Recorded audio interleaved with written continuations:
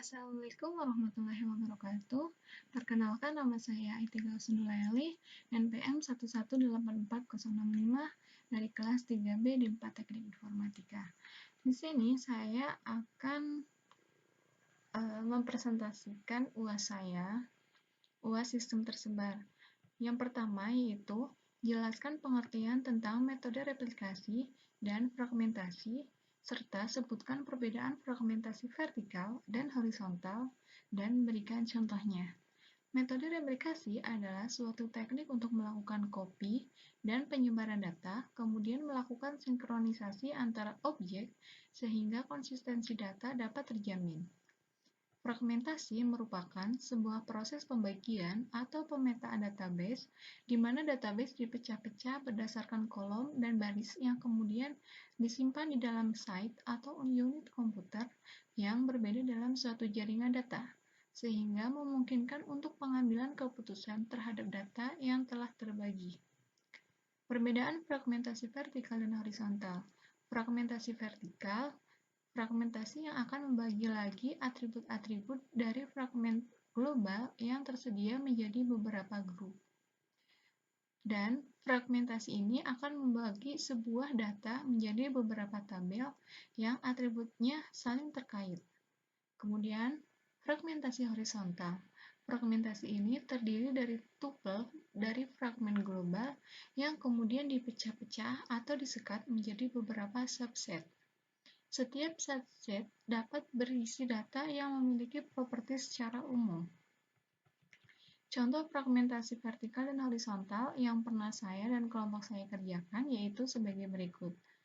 Contoh fragmentasi vertikal, di mana pada fragmentasi vertikal ini membagi atribut menjadi beberapa grup, yaitu NPM, nama, prodi, jurusan. Pada grup tersebut, atribut satu sama lain saling terkait melalui operasi join. Berikut tampilannya. Di sini menampilkan field name, nama, prodi, dan jurusan mahasiswa.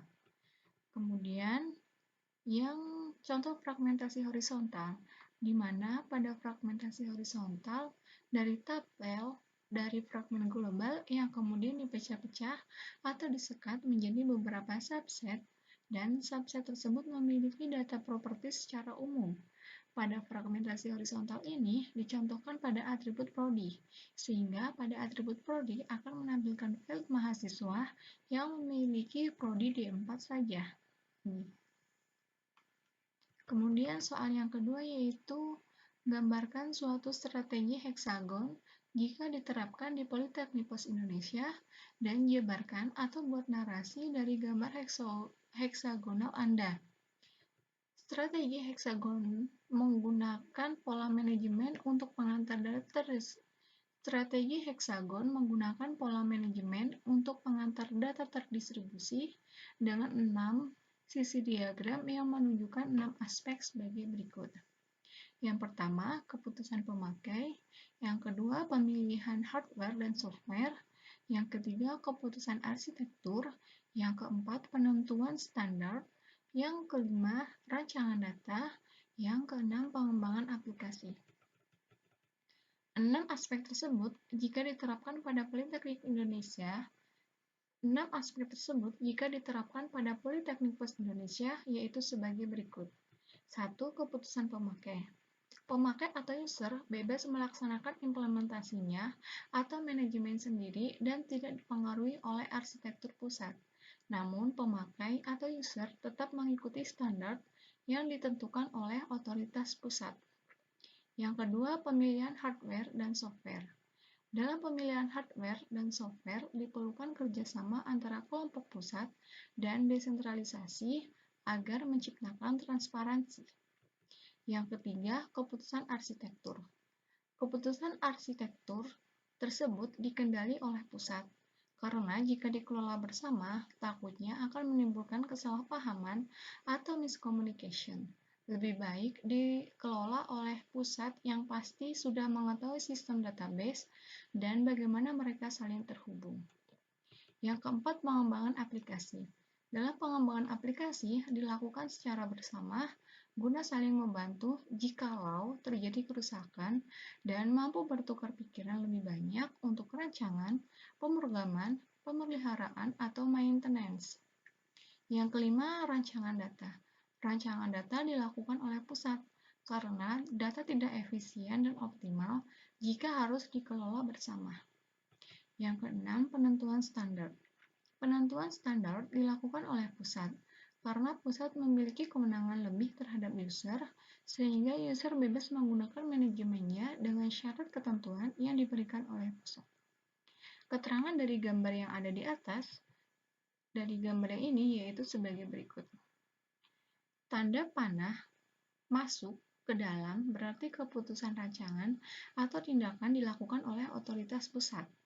Tanda panah keluar berarti keputusan rancangan atau tindakan dilakukan oleh kelompok desentralisasi atau decentralized user group, umumnya kelompok pemakai. Yang ketiga yaitu tanda panah yang mempunyai dua ujung keluar dan ke dalam berarti keputusan rancangan tindakan dilakukan secara bersama oleh kelompok pusat maupun desentralisasi. Nah, gambar ini keputusan pemakai artinya dikelola oleh diri sendiri, user. Kemudian yang pemelihara hardware dan software itu dikelola bersama, yaitu antara pusat dengan desentralisasi. Kemudian keputusan arsitektur itu dikelola oleh pusat. Penentuan standar juga dikelola oleh pusat. Rancangan data dikelola oleh pusat. Kemudian pengembangan aplikasi dilakukan secara bersama, yaitu oleh kelompok dan desentralisasi. Selanjutnya yaitu untuk ketiga. Untuk soal yang ketiga yaitu sebagai berikut. Lihat daftar tabel. Daftar tabelnya seperti ini dan saya sudah gambarkan pada PHP-admin yaitu sebagai berikut.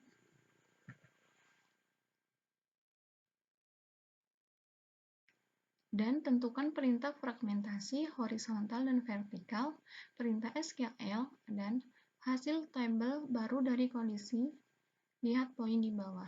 Yang pertama yaitu buat nama tabel baru yaitu matkul 1 dengan record semua matkul yang memiliki jumlah SKS 4. Nah, di sini saya sudah membuatnya yaitu pada matkul 1 merupakan termasuk fragmentasi horizontal, di mana terbagi menjadi fragmentasi berbeda berdasarkan SKS. Relasi yang digunakan yaitu relasi SKS yang ada 4-nya, yaitu 4 SKS. Kemudian, yang kedua yaitu nama tabel baru matkul 2 dengan data yang memiliki jumlah SKS lebih dari 2 dan bukan merupakan matkul inti.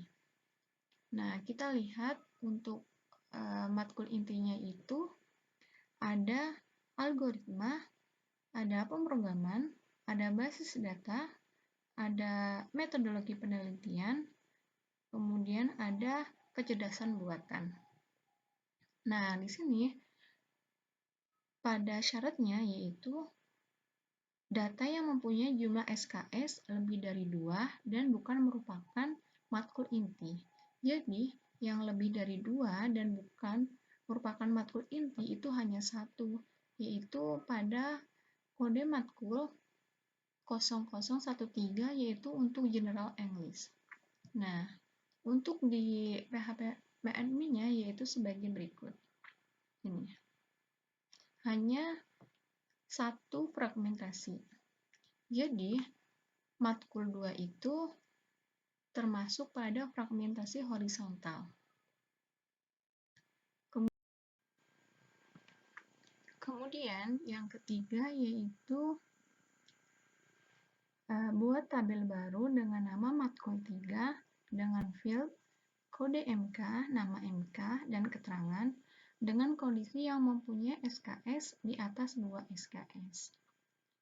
Untuk SKS yang di atas 2 SKS, yaitu ada algoritma, General English, pemrograman, basis data, dan kecerdasan buatan. Di sini kita lihat bahwa field-nya sudah ada 3, kode MK, nama MK, dan keterangan. Dan isinya juga sudah kondisi yang mempunyai di atas 2 SKS. Dan pada matkul yang ketiga ini merupakan fragmentasi vertikal. Karena sudah dijelaskan pada sebelumnya bahwa fragmentasi vertikal itu akan membuat grup baru yang saling terikat satu sama lain.